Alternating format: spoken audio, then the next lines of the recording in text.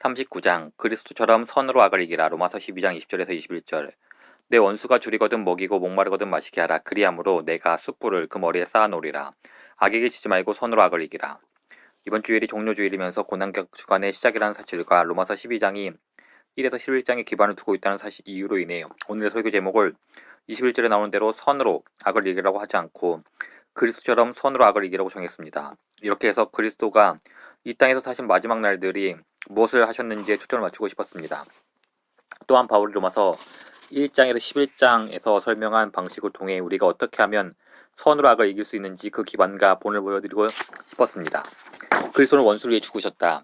이 내용 이렇게도 표현할 수 있습니다. 그리스도는 원수를 위해 죽으셨다. 그리고 우리는 그분의 제자다. 여러분은 그리스도입니까? 그렇다면 원수를 위해 죽으신 그리스도를 따르는 제자입니다. 그리스도인이 아닙니까? 그렇다면 원수를 위해 죽으신 그리스도가 여러분을 찾고 계십니다. 사실 우리가 여기에 있는 것은 우리와 그리스도 사이의 원수됨을 극복하고 우리를 되찾으려는 그분이 세우신 계획의 일부입니다. 바울이 우리 그리스도인에게 원수를 사랑하고 선으로 악을 이기라고 요구하는 것은 그리스도가 우리를 위해 행하신 일에 근거합니다. 그리스도는 원수를 사랑하셨고 선으로 악을 이기셨습니다. 만일 그리스도가 원수를 사랑하는 일을 포기하시고 그분의 위대한 선, 죽음과 부활로 악, 우리의 불순종 고집과 자기중심을 이기지 않으셨다면 우리 중 어느 누구도 그리스도인 될 수 없었을 것입니다.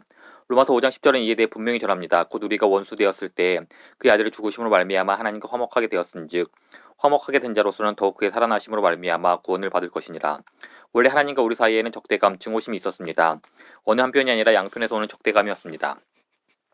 우리 마음은 고집스럽고 반항적이고 순종하지 않았습니다. 또한 우리의 반항으로 인해 그분의 진노가 우리에 놓여 있었습니다. 그분이 우리에게 진노하시는 것은 당연했고 우리는 영원한 형벌을 받아 마땅했습니다. 그러나 그때 예루살렘을 향한 여정이 있었습니다. 하나님의 계획이었습니다. 고난 주간에 일어날 하나님이 계획하신 끔찍하면서도 영광스러운 사건들이 그분 앞에 놓여 있었습니다.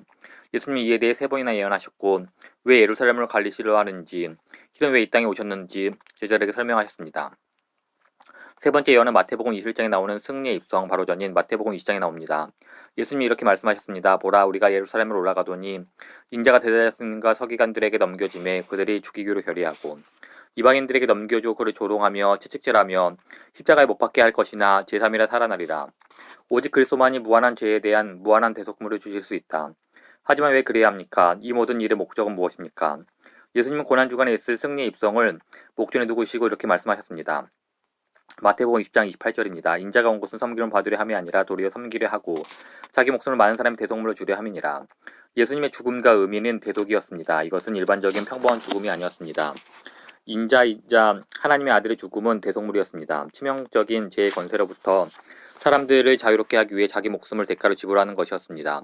그리스도는 자기의 죽음과 부활이라는 선으로 우리의 죄라는 악을 이기셨습니다. 우리가 원수 되었을 때 그의 아들의 죽으심으로 말미암아 하나님과 화목하게 되었은즉 대속물을 주심으로 화목하게 되었습니다.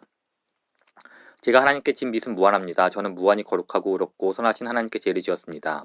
제가 이 범죄의 대가를 치르는 방법은 지옥에서 영원히 사는 것입니다. 시편 49편 7, 8절은 이렇게 전합니다. 아무도 자기 형제를 구원하지 못하며 그를 위한 속전을 하나님께 바치지 못할 것은 그들의 생명을 속량하는 값이 너무 엄청나서 영원히 마련하지 못할 것입니다. 우린 자신의 죄로부터 스스로를 구원할 수 없으며 어느 누구도 우리를 구원할 수 없습니다.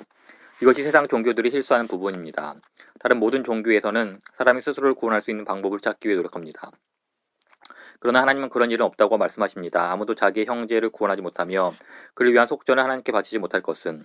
하지만 그 다음 15절에서는 이렇게 전합니다. 그러나 하나님은 나를 영접하시리니 이러므로 내 영혼을 수월의 권세에서 건져내시로다. 인간은 무한한 속전을 지불할 수 없습니다. 그러나 하나님은 가능하십니다. 그리고 이제 우리는 하나님께서 어떻게 이것을 하셨는지 압니다. 그분은 고난주간에 그 일을 행하셨습니다. 하나님은 인간이셨던, 분명히 인간이었습니다. 하지만 또한 단순한 인간을 훨씬 넘어서는 분이었습니다. 당신의 아들을 보내 그 일을 행하셨습니다. 그분은 신인이셨습니다. 그분 안에 신성의 모든 충만이 육체로 거했습니다. 그리고 그렇기 때문에 그분은 자기를 영접하고 용서받은 모든 사람의 죄값을 지불하실 수 있었고 또한 그렇게 하셨습니다. 그리스도가 선으로 악을 이기신 두 가지 방법. 그리스도가 모든 믿는 자들을 위해 대속물을 죽임 당하셨을 때 그분은 사람들을 올가매는 죄와 죽음의 사슬을 끊으셨습니다. 선으로 악을 이기셨습니다. 죽음과 부활이라는 선으로 죄와 반항과 불순종의 악을 이기셨습니다. 그분은 설득력 있는 말로 악을 이기신 것은 아니었습니다. 사람들이 죄를 짓지 않도록 설득하신 것이 아닙니다. 사람들은 탈려서 변화시킨 것도 아닙니다. 도덕적 변화가 우선이 아니었습니다. 법적인 칭의가 먼저였습니다. 그리스도가 필요한 것은 지불하시기에 우주의 재판관으로부터 의롭다라는 판결을 내렸습니다. 모든 빚이 청산되었습니다. 이것은 하나님과 하나님의 아들 사이의 법적 거래였으며 우리는 믿음으로 그것을 누립니다. 그리스도인의 의롭다고 선포된 후에야 비로소 도덕적 변화가 시작됩니다. 따라서 그리스도는 두 가지 방식에 의해 선으로 악을 이기십니다. 이것들은 순서대로 일어나며 동일한 것이 아닙니다. 먼저는 우리 스스로는 할 수 없었던 일을 행하심으로 우리 대신 하나님의 요구를 만족시켰습니다. 우리 죄를 이기셨습니다. 그분이 우리 속전을 지불하셨습니다. 완전한 신적 인간으로 사였고 희생하셨습니다. 그것 때문에 우리는 지금 하나님 보시기에 의롭습니다. 빚은 청산되었습니다. 천국을 얻는 것이 확실합니다. 그리고 도덕적 변화가 시작됩니다. 이건 역시 그리스도가 하시는 일입니다. 그분은 영으로 오셔서 자기의 흘린 보혈을 근거로 악한 행동과 태도라는 죄에서 우리를 해방시키십니다. 이것이 로마서 12장 20-21절의 토대입니다. 모든 것이 고난 주간에 일어났던 일에 근거합니다. 우리는 원수들을 위해 죽으신 예수님의 제자입니다. 그래서 이제 하나님은 그 아들의 제자들에게 이렇게 말씀하십니다. 내 원수가 줄이거든 먹이고 목마르거든 마시게 하라. 그리함으로 내가 숯불을 그 머리에 쌓아놓으리라. 이것은 잠언 25장 22절을 인용한 것입니다. 악에게 치지 말고 선으로 악을 이기라.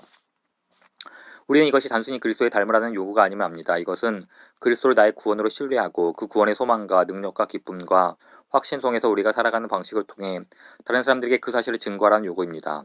그들의 죄를 위해 대속물이 되어주실 분은 오직 예수님뿐임을 알려주십시오. 그들의 빚을 갚아주시고 자기의 죽음과 부활이라는 선으로 그들의 악을 이기실 유일한 분임을 알려주십니다. 악에게 치지 말고 선으로 악을 이기라. 그렇다면 바울이 악에게 치지 말고 선으로 악을 이기라고 말한 것은 무슨 의미일까요? 문맥상으로 원수에게 선하게 대하라는 말 바로 다음에 나오는 것을 보아 저는 원수의 적개심으로 인해 당신의 안에서도 적개심이 생기지 않도록 하라. 오히려 당신의 사랑으로 그 적개심을 이기라는 의미라고 생각합니다. 악한 것에 지지 마십시오. 그들의 악에 지지 마십시오. 사람들의 악으로 인해 우리도 악을 행하지 않도록 주의하십시오. 너무나 중요한 사실입니다. 대적 때문에 우리가 악하게 행동하고 만다면 결국은 대적이 이긴 것입니다. 다른 사람의 죄 때문에 우리도 어쩔 수 없이 분노나 쓴풀이나 좌절감으로 인한 죄를 저지르게 된다면 우리는 악에게 지고 만 것입니다. 바울은 우리가 그런 식으로 악에게 정복당해서는 안 된다고 말합니다. 여기서 바울은 스스로를 희생양으로 삼는 요즘 우리 시대의 경향을 지적하고 있습니다. 즉 사람들이 악한 감정을 품거나 악한 일을 행하고 나서는 다른 사람들이 행하는 악 때문에 그렇게 되었다고 남을 비난한다는 것입니다. 누군가의 악 때문에 자신도 어쩔 수 없이 악을 저지를 수밖에 없다는 것입니다. 그리고 그 누군가인 다른 사람을 탓합니다. 바울은 우리가 그런 식으로 악에게서 져서는 안 된다고 말합니다. 다른 사람들의 악이 우리에게 악한 생각이나 태도, 악한 행동을 불러일으키도록 내버려 두지 마십시오. 그런 것들에게 그런 힘을 주지 마십시오. 그래서는 안 됩니다. 그리스도는 우리의 왕이십니다. 그리스도는 우리의 지도자요, 승리자이고 보아이십니다. 우리의 삶을 다스리는 분은 그리스도이지 악을 행하는 어떤 자들이 아닙니다. 어떤 사람이 우리에게 악을 행할 때 우리는 이렇게 말해야 합니다. 당신은 내 주인이 아닙니다. 나는 당신에게 시들리지 않겠습니다. 당신의 악이 시키는 대로 나의 태도와 생각과 행동이 움직이도록 하지 않겠습니다. 그리스도가 나의 주인이십니다. 그리스도가 나의 태도와 생각과 행동을 주관하십니다. 이것은 대부분의 사람들이 반응하는 방식과 얼마나 다릅니까? 그리스도인은 악을 만날 때 단순하게 악에게 반응하지 않고 그 악을 다루시는 그리스도께 반응하는 자입니다.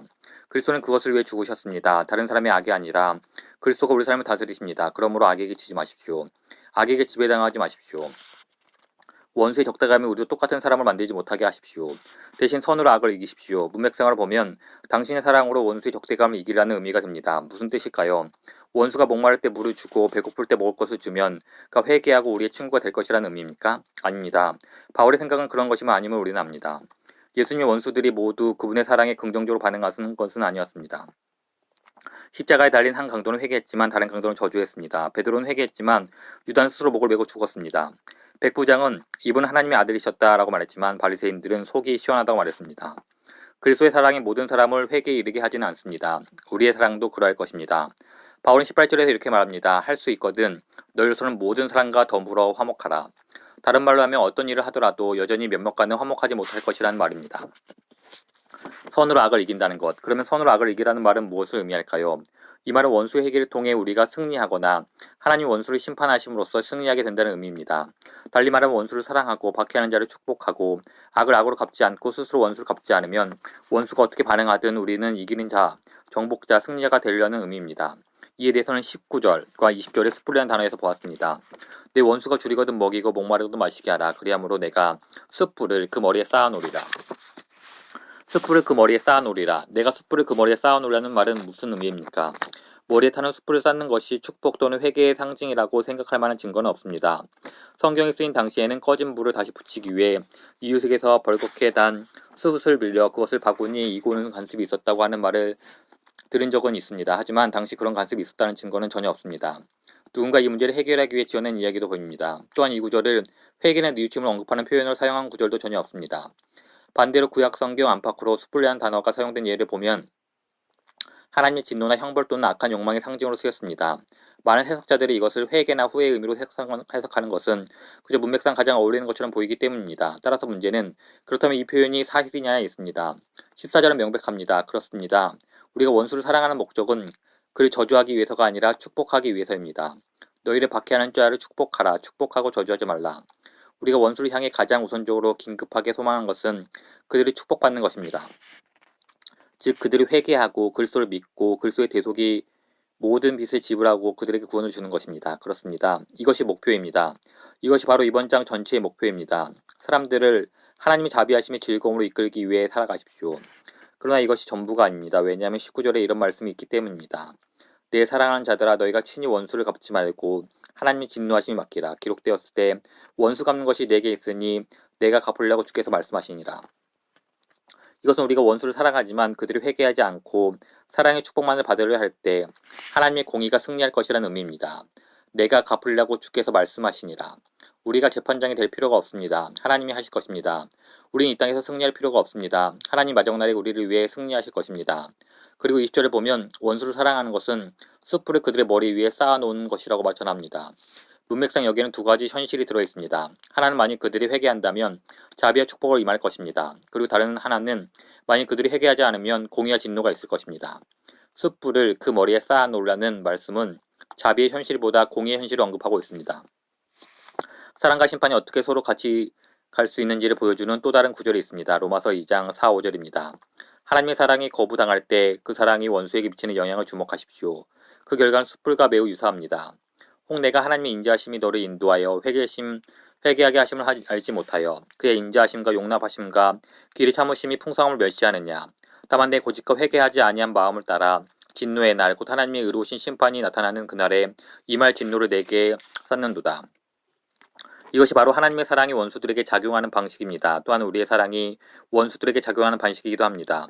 우리의 소망은 그들이 회개하고 진리를 아는 것입니다. 하지만 그들이 거부하면 우리가 보여준 진정한 사랑만큼 그들의 머리 위에 하나님의 진노가 무겁게 쌓일 것입니다.